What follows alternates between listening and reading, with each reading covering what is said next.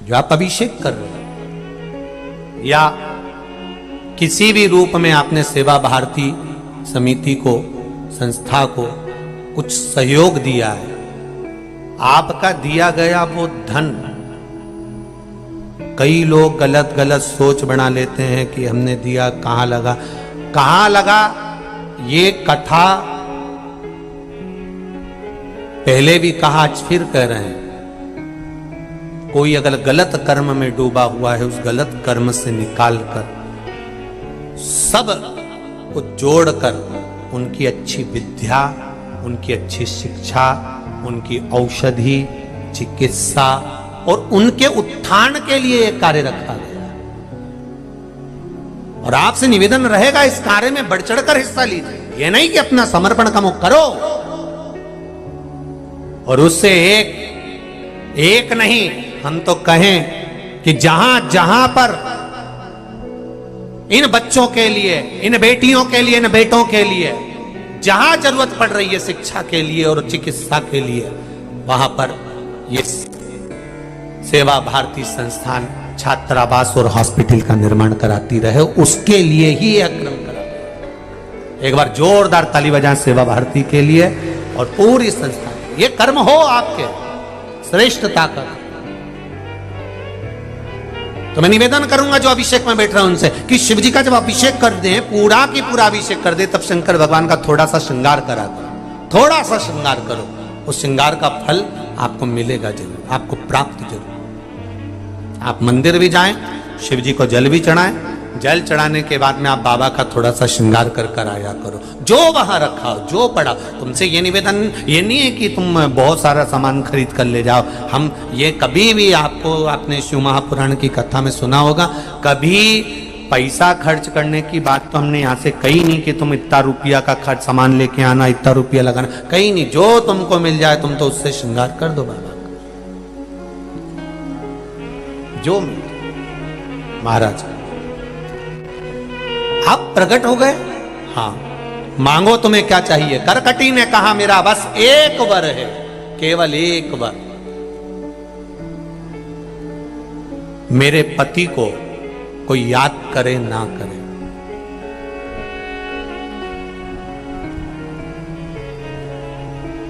लंकाधिपति रावण को कोई याद करे ना करे, पर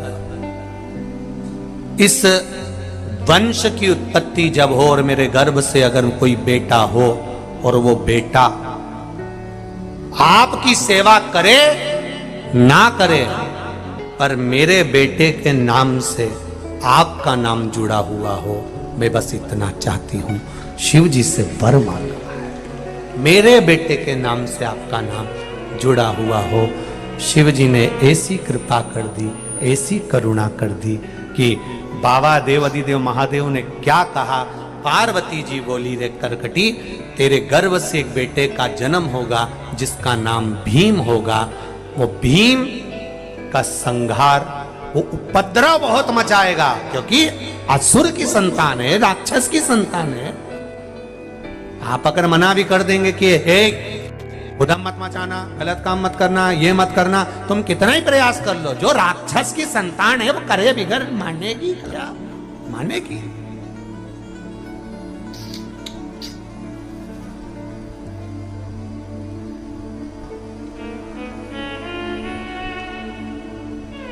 कई लोग कहते हैं गुरुजी हमारी औलाद हमारी नी सुने, अब हम आप बताओ हम कई करें। तो हमने कहा कि औलाद जब हुई थी तब गर्भ के समय पर तूने भागवत रामायण गीता पढ़ी कि नहीं पढ़ी? अरे कई पढ़ू गुरुजी, कई पढ़ू।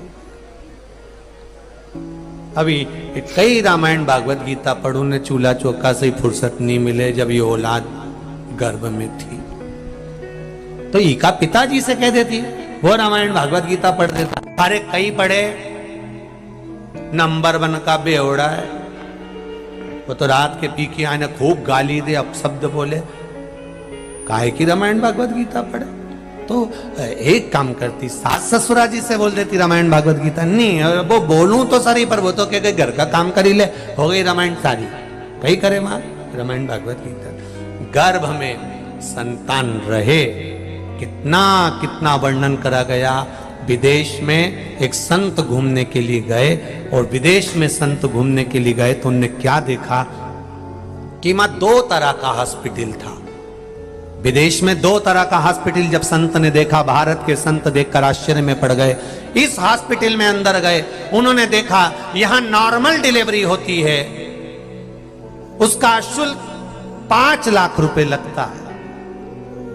काय का? जम के बोलो जरा। नॉर्मल डिलीवरी होती है, उसका शुल्क 5 लाख रुपए जमा होता है। और दूसरे हॉस्पिटल में गए तो वहां लिखा था यहाँ ऑपरेशन से बच्चे होते हैं, इसका शुल्क 50,000 रुपए लगता है।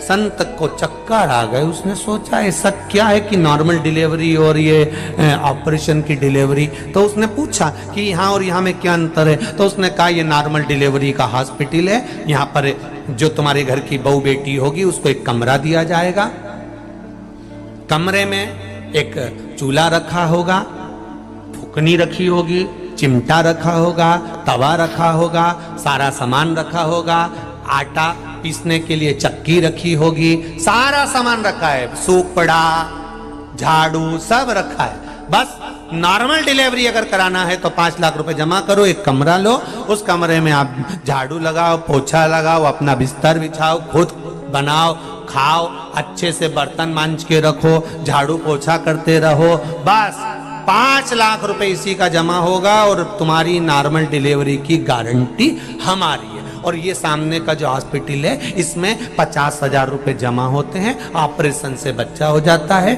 बस चिड़ाफाड़ी करी और बच्चे को जन्म दे देते हैं, 50,000 रुपए खर्च होते हैं। तो क्या देखा संत ने कि हमारे भारत के संतों ने, साधुओं ने, ऋषियों ने, माताओं ने कितना वैज्ञानिक रिसर्च करा होगा कि बहू से हमेशा कहते रहते थे काम कराकर, गर्भ में बच्चा हो थोड़ी सेवा कराकर, बैठना नहीं, सोना नहीं, पढ़े नहीं रहना, पढ़ाई करो, अच्छी चीज पढ़ो, काम करो, ये करो। पर आज के जमाने के डॉक्टर एक ही बात कह देते, बेड रेस्ट,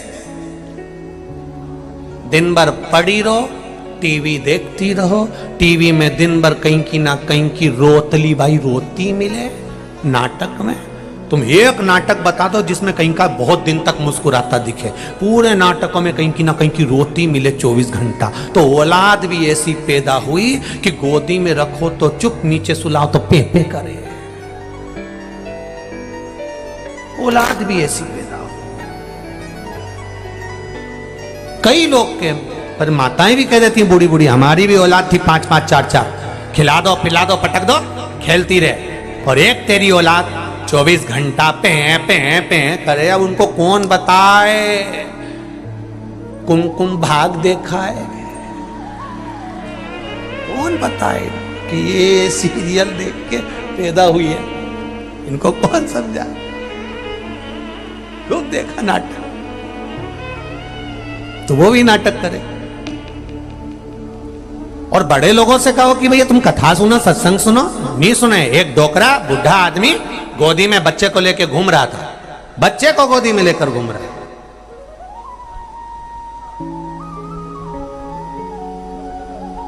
तो एक संत जा रहे थे प्रवचन देने के लिए, तो वो बुढ़े आदमी ने आवाज लगे, ओ बाबा महाराज जी कहाँ जा रहे हो? महाराज जी बोले प्रवचन देने जा रहे। ओहो। तो गांव का व्यक्ति बोला हमको भी थोड़ा बहुत प्रवचन दे दिया करो। तो संत ने जैसे ही सुना तो संत को तो गुस्सा तो नहीं आया, संत को लगा, तो उन्होंने कहा कि